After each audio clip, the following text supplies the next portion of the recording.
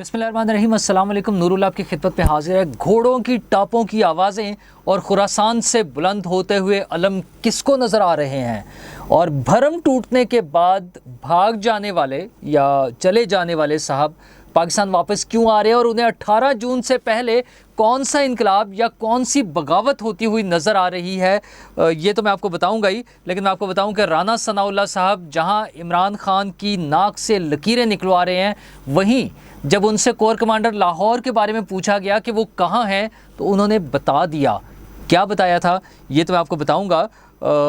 सबसे अहम बात यह है कि फॉर्मेशन कमांडर्स की जो मीटिंग है वो जारी है। फ़ौज के तमाम बड़े जनरल जो हैं या यूँ के टॉप ऑफिसर्स, उनमें ब्रिगेडियर्स भी शामिल होते हैं। ब्रिगेडियर्स भी वैसे 1 स्टार जनरल्स ही होते हैं। तो उन सब की फॉर्मेशन कमांडर्स के जो इजलास है वो कल से जारी है, आज भी जारी है, और ये 4 दिन तक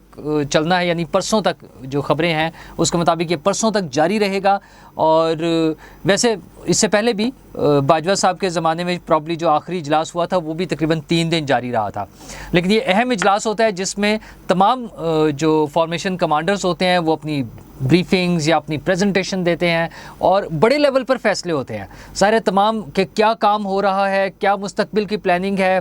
किस हवाले से। सबसे इंपॉर्टेंट चीज़ें जो उसमें हैं वो तो ज़ाहिर है मुल्की सलामती है, बैरूनी दुश्मन हो या अंदरूनी दुश्मन हो, उस हवाले से जो काम हो रहा है कौमी सलामती के हवाले से, और स्ट्रेटेजिक प्लानिंग, तैयारियाँ, ये सारी चीज़ें वहाँ डिस्कस हो रही होती है। लेकिन एट द सेम टाइम जो मुल्की सूरत हाल है जिसमें सियासत भी शामिल है और दीगर अवामिल भी हैं, इकॉनमी भी है, प्रॉब्ली सब चीज़ों पर ही डिस्कस होता है, क्योंकि वो तमाम लोग जो मैटर करते हैं हु इज़ हु फ़ौज में जो है वो सब इकट्ठे होते हैं उस वक्त। और जब वो इकट्ठे होते हैं तो फिर ज़ाहिर है उन्होंने ये सारी बातें डिस्कस करनी होती हैं। इस वक्त तो एक बड़ा वाक़या हो चुका हुआ है। 9 मई का जो वाक़या है वो ज़ाहिर है हमारी हिस्ट्री में एक बहुत बड़ा वाक़या है। अगरचे हमारी तारीख़ में बड़े बड़े वाक़यात हो चुके हैं, जिसमें 16 दिसंबर 2 मरतबा जब पाकिस्तान 2 लख्त हुआ और फिर APS वाला जो वाक़या हुआ है, ये दोनों भी बहुत बड़े वाक़यात थे। इसके अलावा भी बड़े वाक़यात हमारी हिस्ट्री में हो चुके हैं, लेकिन 9 मई वाला वाक़या ज़रा मुख्तलिफ है।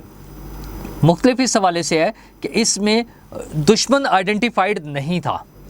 वो लोग जो बज़ाहिर हमारे अपने लोग हैं, जो हमारे सोसाइटी का हिस्सा है, एक पॉलिटिकल पार्टी की रूप में जब वो सामने आए हैं और वो बहक गए या बहकाए गए या किसी साजिश का शिकार हुए, वो जैसे भी हुआ, जो प्लानिंग हो रही थी, जब वो जो फ़ोन कॉल्स ट्रेस हो रही हैं, जियो फेंसिंग हो रही है, लोग सारे मिल रहे हैं, तो एक बहुत बड़ा इशू था। जिस तरह से ये वाक़यात हुए हैं उसके लिए ज़ाहिर है लोगों को सज़ा भी मिल रही है। कुछ लोगों के ख़िलाफ़ फौरी एक्शन हो गया और कुछ लोगों के ख़िलाफ़ अभी चल रहा है। मिलिट्री कोर्ट्स में फ़ैसले वो होने हैं, ट्रायल चल रहा है। इस हफ़्ते के एंड तक शायद वो उसके फ़ैसले आने शुरू हो जाएंगे। हमें उम्मीद है कि इस हफ़्ते के शुरू में ही हो जाएंगे, अब वो इस हफ़्ते में ही शायद कुछ फ़ैसले आने शुरू हो जाएं। इस हवाले से भी डिस्कस हो रहा होगा। लेकिन एट द सेम टाइम मैंने जैसे कल भी जिक्र किया था, बहुत से लोगों की किस्मतों के फ़ैसले होंगे, और इस बहुत से लोगों में सियासतदानों के अलावा भी बहुत से लोग शामिल होंगे जो सियासतदान नहीं हैं, जो मुख्तलिफ़ ओहदों पर हैं, जो मुख्तलिफ़ ज़िम्मेदारियों पर हैं और अहम ज़िम्मेदारियों पर हैं। अगर कोई भी शख्स जो इस हवाले से इन्वॉल्व पाया जाएगा सिस्टम के उस साइड पर जो इस निज़ाम को और इस मुल्क को नुकसान पहुंचा सकते हैं, मेरे ख़्याल में अब उनके लिए बचने की गुंजाइश नहीं होगी। तो ये इस मरतबा की ये जो फॉर्मेशन कमांडर्स की मीटिंग है ये बड़ी अहम है।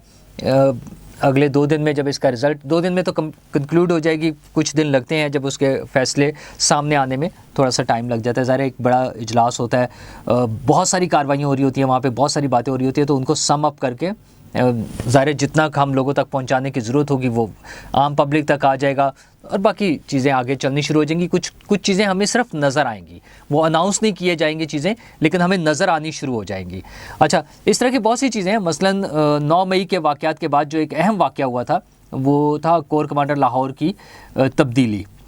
और इब्तदाई तौर पे ज़ाहिर है वो तब्दील हुए, उसके बाद पता चला कि उनके ख़िलाफ़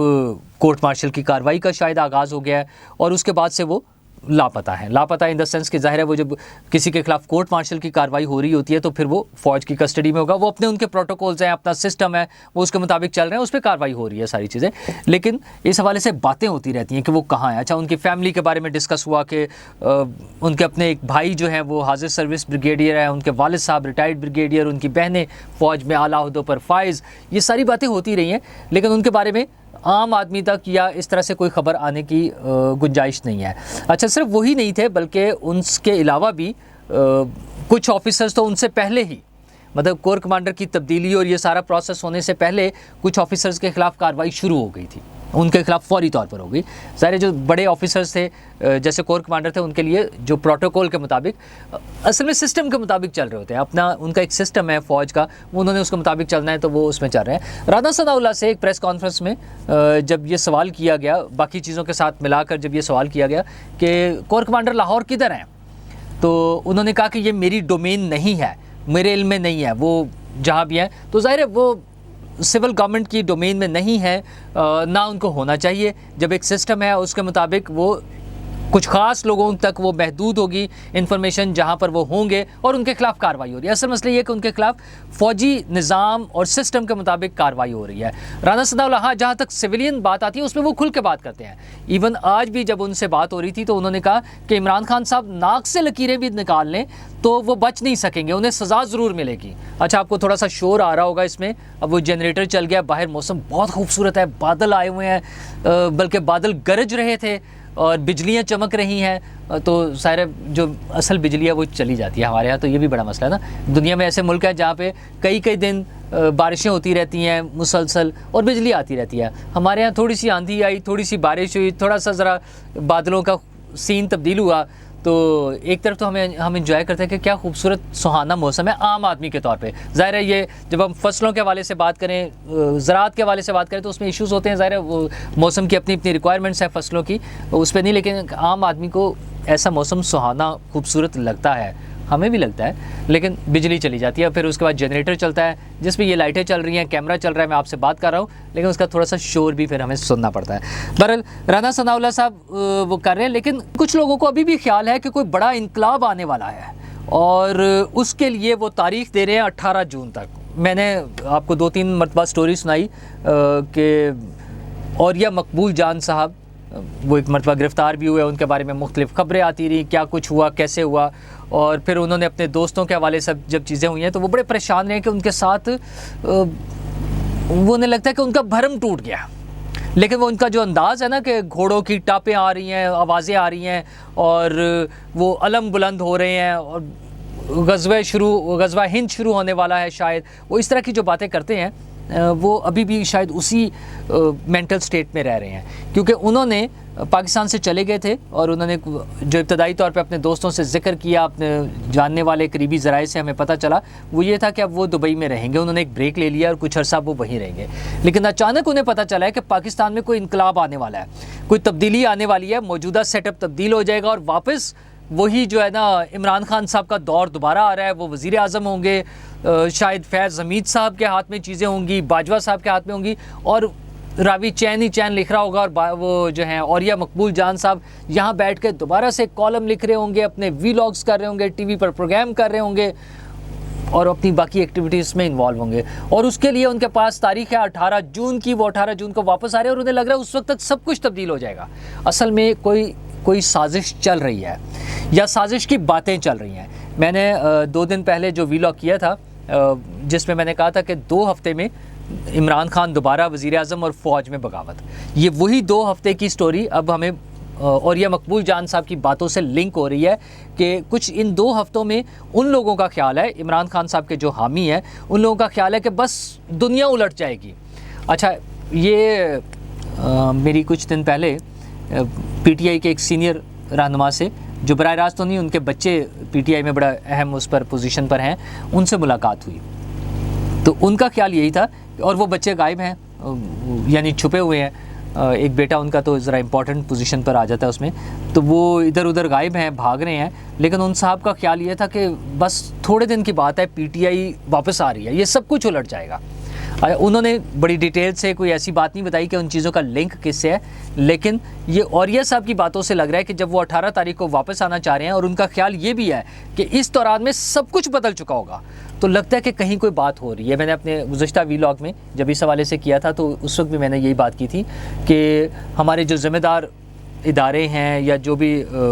لوگ ہیں ان کو دیکھنا ہوگا کہ ایسی باتیں کہاں ہو رہی ہیں،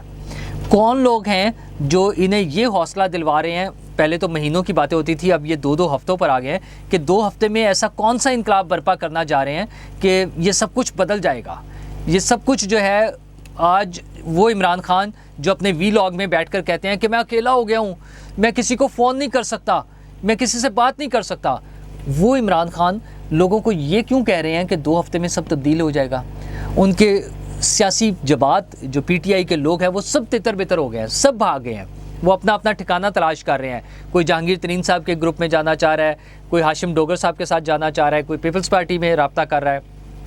سارے معاملات چل رہے ہیں. تو یہ جو خبریں آ رہی ہیں کہ 2 ہفتے میں کوئی انقلاب آ رہا ہے، یہ کیا ہو رہا ہے؟ یہ ان لوگوں کے پاس کیا انفارمیشن ہے، کیا سورسز ہیں؟ اگرچہ فوج کے تو جو تمام بڑے بڑے افسران ہیں وہ فارمیشن کمانڈرز کی میٹنگ میں مصروف ہیں، وہاں سے بھی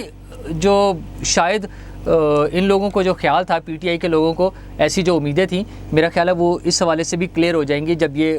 میٹنگ کنکلیوڈ ہوگی یا ختم ہوگی اور اس کے فیصلے سامنے آئیں گے. تو میرا خیال ہے عمران خان صاحب اور ان کے ساتھیوں کی کافی حد تک تسلی ہو جائے گی. اور جو بھی ہونا ہے، ہماری دعا ہے کہ جو بھی ہونا ہے امن اور سلامتی کی طرف ہم آگے چلیں. یہ سیاسی مسائل چلتے رہتے ہیں، پولیٹیکل پارٹیز چلی جاتی ہیں، انہیں اقتدار میں سے نکال بھی دیا جاتا ہے، وہ دوبارہ بھی آ جاتی ہیں، لیکن ملکوں کو ترقی کے راستے پہ گامزن رہنا چاہیے. اسی میں ہم سب لوگوں کی سلامتی اور خوشحالی ہے. شکریہ.